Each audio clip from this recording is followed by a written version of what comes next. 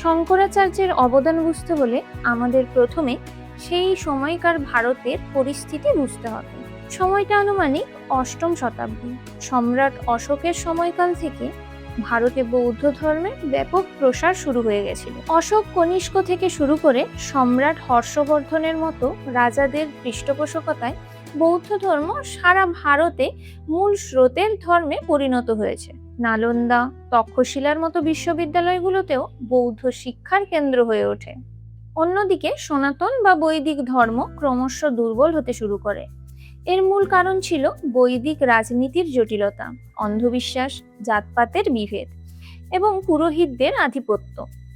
সাধারণ মানুষ এই জটিলতা থেকে মুক্তি পেতে বৌদ্ধ ধর্মের সহজ এবং অহিংসা ও সাম্যের পথ বেছে নিয়েছিলেন। অবস্থা এমন হয়েছিল যে সংস্কৃত ভাষার চল প্রায়ই উঠে গেছিল, কারণ বৌদ্ধরা পালি ভাষায় কথা বলতেন। এমন এক সংকটের মুহূর্তে যখন বৈদিক ধর্ম প্রায়ই নিশ্চিহ্ন হতে চলেছিল, তখন কেরালায় জন্ম নেন এক বিস্ময়কর বালক।